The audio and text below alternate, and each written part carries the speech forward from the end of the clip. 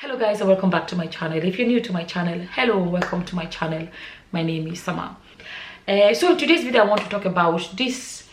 I didn't want to address it, to be honest, but I decided to address it because as always there's something to learn from it, because unfortunately we live in a world where people focus more on what they can get from something rather than what they can give to something, what they can give towards something, or what they can give to people. It's always about what they can get. So they find it hard to, when they see someone that is doing things that they that's why they struggle. When they see things, they have assumptions because they are operating from their own mindsets. But before I go into that, let me show you guys. I'm putting it on my videos. I sell all the clothes you see me wear these days. I sell them. Okay, I'm selling even this top that I'm wearing. I sell it as well. So I'm going to put a WhatsApp number on the screen. You can contact us to buy this and a lot of the other dresses that I sell. I've made videos showing you guys the different styles of African prints, African in Ankara styles and everything. Let us know which of them you want us to supply you. We post worldwide.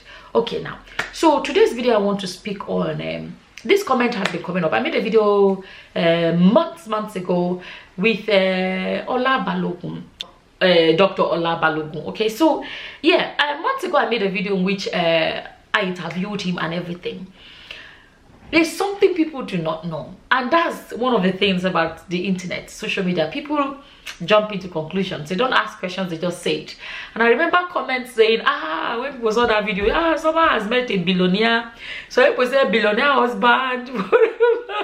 I always laugh.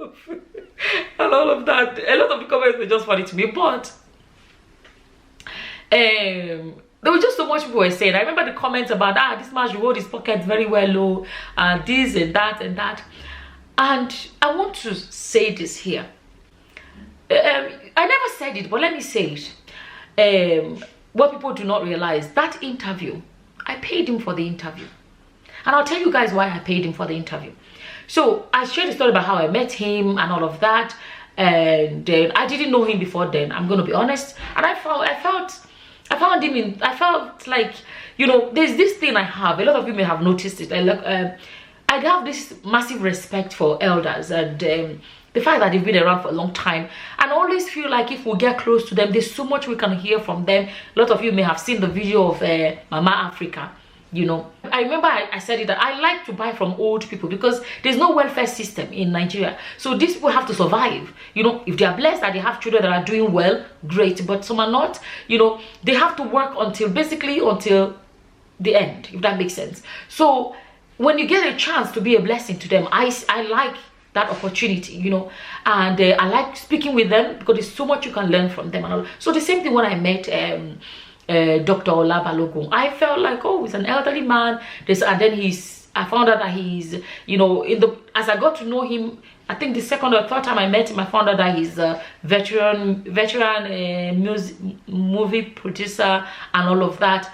And I just felt like, if you guys remember, I said I got a Wale Soyinka vibe, you know, when you think of literature and, you know, the kind of, you know, those kind of minds. And I felt like, for me, I felt like there's so much you can gain from being around people like that, intellectually, you know what I mean? So, and I, you know, so, but then I got to know him better, you know, because when I was trying to ask him, I was like, it's not everything I want to put out there. But anyways, so what's it called now? So in the process, when he was like, oh, when I was trying to ask him some questions, he said, oh, I should Google his name and all. And I Googled his name, and one of these things that came out is the story of how his where he was staying got burnt. It got burnt down, and I never forgot the words about. He said it rendered him, if I'm not mistaken, destitute. No, I think he used the word destitute, penniless and homeless, something like that. And I was like, whoa, you understand? And that, I never forgot that. And just few things happened. I don't have to say everything, you know, that I was like, you know, somebody of his age, I feel like he should be earning from his, like, do you know a lot of Western society, when they even get older is when they become they become like gold you're digging from the ground. Do you know what I mean? Like people that were, unfortunately in Nigeria, it's not like that. It's almost like once they're old, people kind of neglect them. They don't even look at their directions and stuff like that. And I remember saying to him, oh yeah, let's do an interview. Let me interview you and stuff like that. He wasn't interested. He didn't want to be interviewed. You understand? I left it at that. But there were a few things that happened which I told, and then few things that happened which I don't have to say, but I said to him, I said, do you know you should be making money from your knowledge of all these years in filmmaking, and the fact that there's so much you have in your head that from your experience that there's somebody somewhere that needs to hear from somebody like you, so you can make money from the fact that you understand you've been around for such a long time and you have this experience and you can make money from it. And I said, what if I want to pay you to interview you? Let me tell you something. Even Mama Africa, you guys are looking at, I went to buy from her because I wanted to buy from an elderly woman. There's something again about dashing people money. That's one. But when you make them feel like, I feel like they self-worth in being that, okay, they don't just dash me. They made their money. So Mama Africa, I buy something from her, I'd be like, keep the change. You know what I mean? That way I feel like I'm still empowering her in a way. She has a shop. I'm buying from her. So, and I said to Dr. Ola Balogun, I said, why don't I interview you? And I'll pay you for the interview.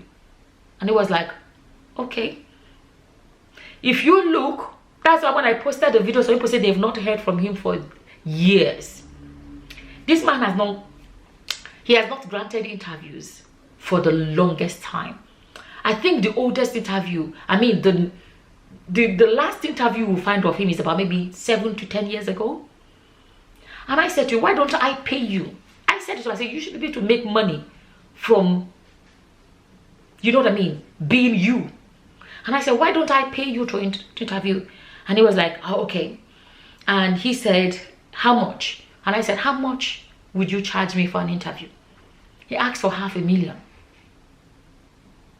He asked for $500,000. Guess what? I paid him. I paid him $500,000. Well, and I said to him, I was like, Baba, that is high. Oh. I said, it's a lot of money. Oh. And I was like, it's too much. He said, okay, the best I can do for you is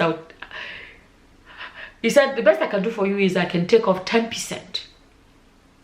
If I'm not mistaken, was it 10% or 5%? Something like that. I paid him, how much did I pay? 450,000 Naira to interview him. And let me tell you what I like about that. One, I have paid him to be interviewed. So this money is going to him. But at the same time, you know, he would feel like he has earned his money. He's not free. You understand? I feel like there's dignity in earning. Do you understand? I felt, and in my heart, I felt like, and maybe it's even important I say it. For those that come in my comment section, I'll be like, oh, Soma, I would like to meet him. I'd like to interview him. I'd like to... If you want to interview people like him, pay him for it. I believe that he has earned it from his experience.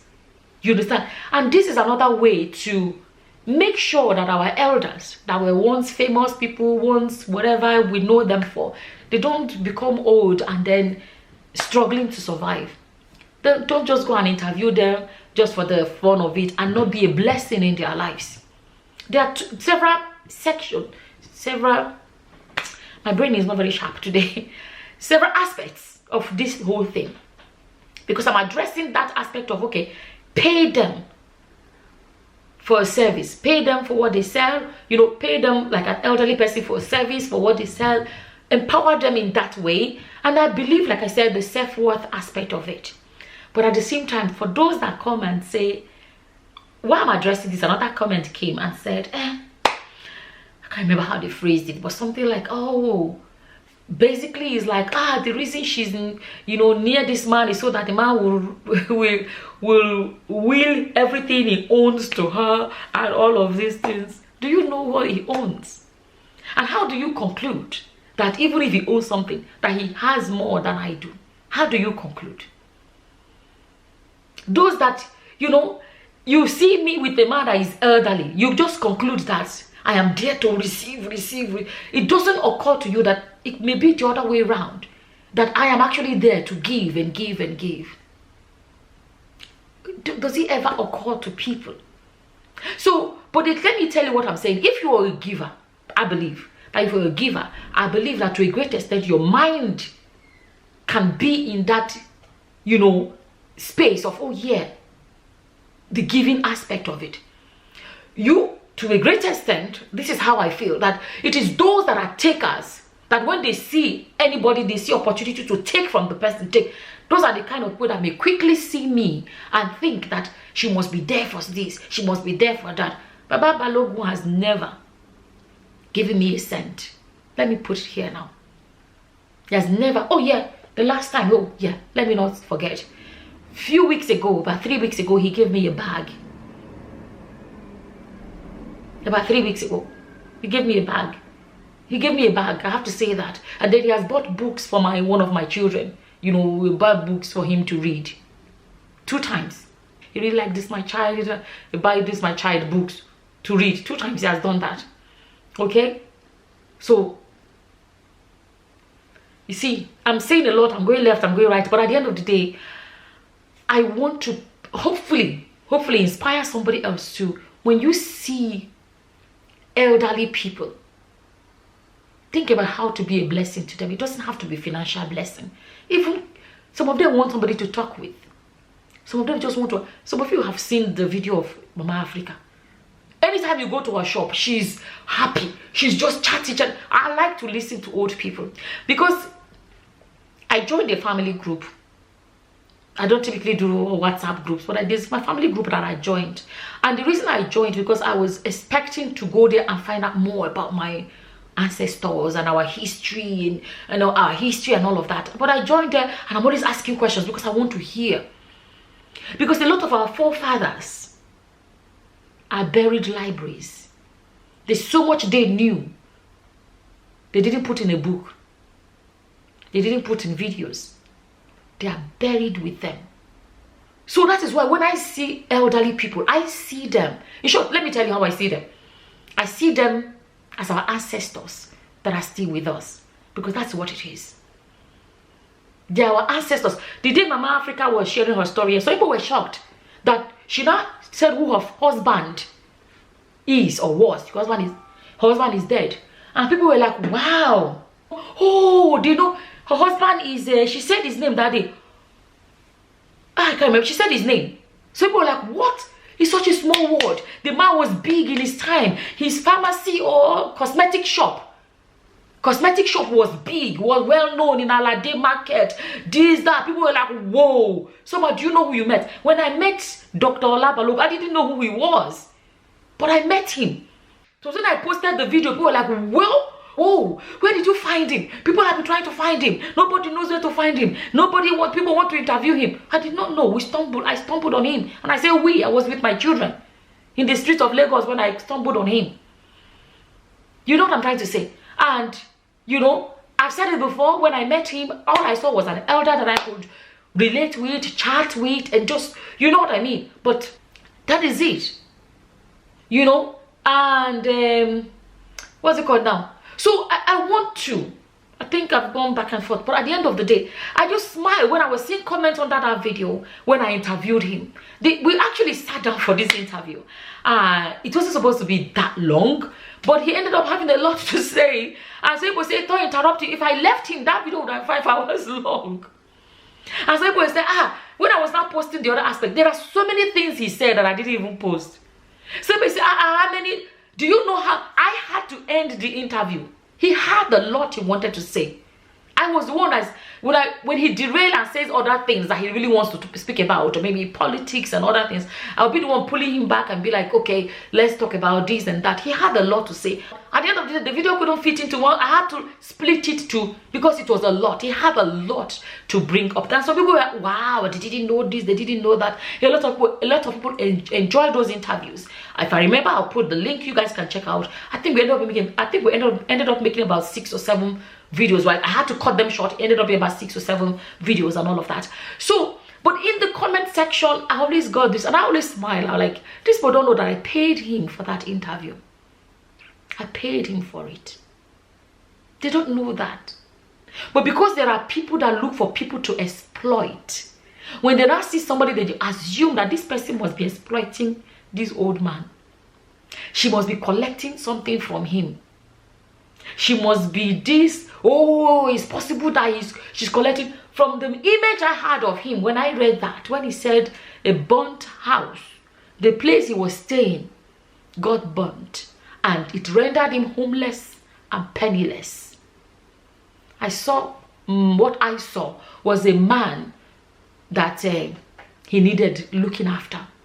This is something that happened to him years ago, right? But if that his property being burnt left him penniless and homeless, you use your uburu.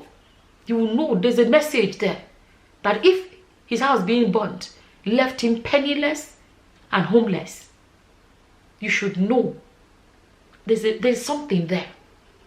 That is a man, an elderly man that needs looking after in different ways. Financially, he needs looking after. This is what I saw. Now let me say it. I'm telling you, that's what I saw when I saw that post, that news article that said that. I thought to myself, oh wow, he was the burnt house. A lot of you, if your house was to get burnt, it will not leave you penniless. It may leave you homeless, but not penniless. I saw someone that I saw potential to be a blessing to. But every time people come, they leave comments. Every time I make video about him, you only see comments about, Soma is this, this man, you know, some people that feel like, so you want, so that he will put you in his will. You don't know. You don't know his life. You don't know anything about his life. Oh, this man, this, you don't know. You think, oh, maybe someone is taking this from him and taking that from that. You know, and you see, Nigeria is a society where people don't ever imagine a woman to be in that giving position. You understand? They always see women that a woman must always, you know, I don't understand how some people reason. So I wanted to make this video to say it because, you know, let me actually, so the reason I actually wanted to come here and say it is that when I see all these comments, it shows me how some people, some people's comments, it shows that to them, seeing an elderly man like that, it has to be about exploiting an elderly person, or you know what, you must be about receiving from an elderly person, and receive from an elderly person or stuff like that. It shows that in their heads is not about, oh, how can I be of a blessing to an elderly person. And let me say this for those that may not understand it. To the best of my knowledge, nobody pays anybody for an interview in Nigeria. I don't know if you guys know who pays. I have not seen. And even to pay somebody basically 500,000, 450,000 is basically not 50,000 I come out on top. Like I said, they don't pay. I don't see TV stations. You know what I pay? I did it. Do you know why I did it? Like, I didn't even want to argue the price. I said, if that's your price, that's it. And I said to him, I said, you can do more interviews. You know, you can do more interviews and what's it called? Hopefully, in my head, I was thinking, okay, you know, he can see the opportunity to do more interviews, make more money, and let that be a way of, you understand, source of income at his age. And I was like, you've earned it, you've been around for a long time, and all of that. Soma, this man, you want me this man put you for a will. You want the same thing, Mama Africa. When I go to a shop, I be like, okay, give me this. I can buy anything, but I will pay her more than it's worth. That way, she earned that money. You understand? So I'm saying this for those that do not get it. When you see somebody with an elderly person, don't assume that they are there to go and exploit or one thing or the other. You may not be a giver. Some people are givers. Some people are genuine givers. Something else I actually want to address. Because when I shared a video where I took him out for lunch, he made a statement, and some people were writing in the comments and say, Baba has cast some. He made a statement and he said, oh, that she's the billionaire. I smile. I don't talk anything. But let me tell you the thing I've noticed since I came to Nigeria is that people confuse generosity for surplus. You know, because a lot of people are not used to somebody giving, you know, digging deep in their pockets. There's somebody that has only 5 naira and they will give out 2 naira and be like, yeah, I have a job. At the end of the month, I'll make that 2 naira back. Or I'm doing the business. My business will give me back that 2 naira that I gave away. They look at the prospect of getting it back and be like, that person is so poor, or that person is so elderly, or that person has a disability, that person, there is no end in sight of their situation. For example, I'm giving another example, right? And they give generously 2 naira out of their 5 naira, while another person has 10 naira, and out of the 10 naira, they'll give out 1 kobo. Because they give out 1 kobo, some people will think that person that gave 2 naira must be very rich. But they don't know that the person that gave out only 10 kobo had 10 naira. Generosity does not equate surplus. It just shows a generous heart. There are a lot of people that are not generous givers. No matter what you do, that's where their brains would never change when it comes to that. You know, that's the mistake some people make. You are so generous and then they just assume. No, because you're so generous, you just assume that it's nothing to you. It's chicken change to you. It's nothing. They don't know you're just being generous. Or there is something else you could have done with that money, but you're like, okay, that thing I want to do with that money can wait. This person needs it more than I do. That is something I have noticed, especially in Nigeria. So people just, you know, think, she don't get what she wanted. She don't get what she want take money do. I have to say this, as someone that has a foreign passport, there's that part of me that knows that Tobaya, I can always carry my bag and be like, okay, oh, you understand? There are some people that are stuck in Nigeria, that their situations are so bad. When you not put inside pocket, say give them. It doesn't mean you have billions in an account. It means that you're trying to get them out of poverty because you know, say you are in a better position than they are. I want to say it. You know, I made a video, I took Balogun for lunch, we were eating big fish, we were eating all of this. It's called generosity. You know, I don't know, I think I've gone here and there as I always do. But I really wanted to come here and say it. People need to change their mindsets. You know, that assumption that, I know, Summer is there, she's waiting for him to die. So she can inherit, so that she can inherit his property. You don't know whether he has property or you don't have, you don't know. You don't know. You understand? They'll just, they just see somebody, somebody is she want to inherit, she's doing this because so that she can inherit his property, so she can inherit his mansion, so that this man, he must be spending money on Summer. I just laugh when I see all this. And not something else that's interesting is that you have to realize a lot of elderly people can be very difficult people. A lot of you do not have the patience that I have. For example, my mother can be very difficult. It's patience that I'm using to follow her. You understand? You will see a video, people are laughing and smiling and friendly. You don't know. You understand?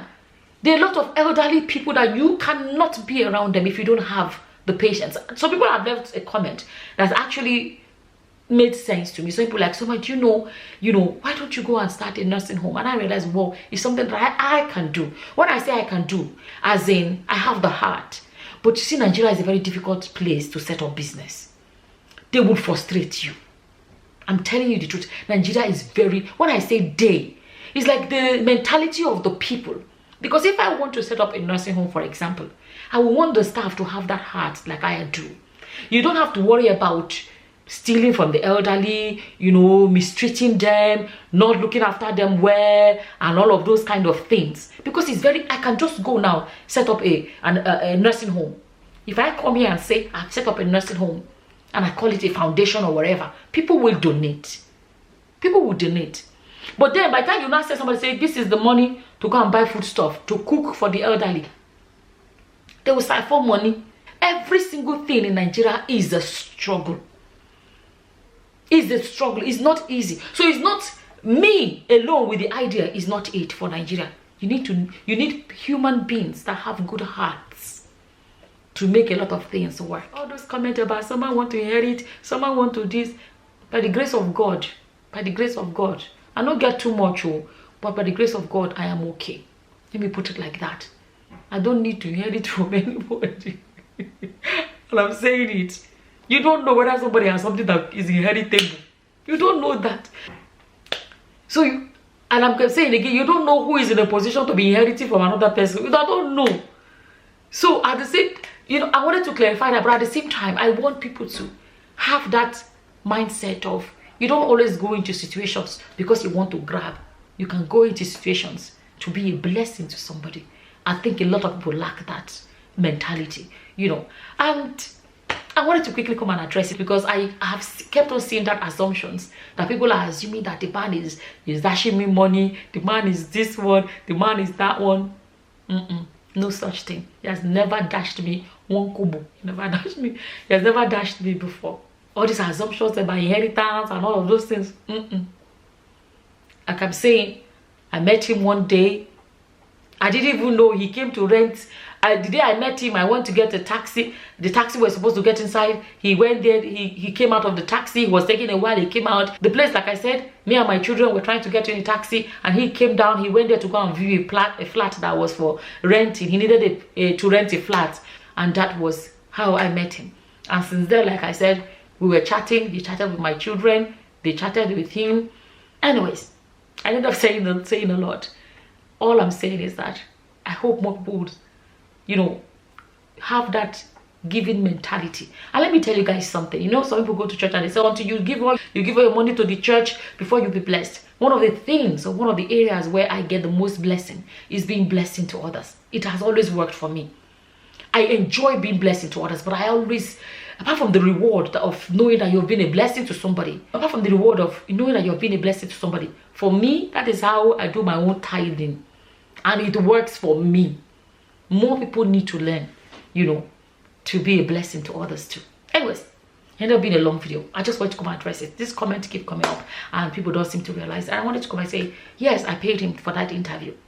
If I have my way, I believe that me coming back to Nigeria is to change lives. In my own small way, if it's people that I'm employing, people that are, you understand, I'm giving contract for do this or do that, tailors that sew clothes that I'm selling, people that work for me, people that do the posting, people that do the packaging, people that attend to customers, all of these things, I'm providing jobs and it makes me feel good. Or people that I pay for an interview, it makes me feel good inside. And hopefully it inspires somebody else. I don't know, I've said a lot. As always, whatever your opinions are, leave them in the comment section below. And with that, I'm going to say thank you for watching. Until the next time, guys. Bye-bye.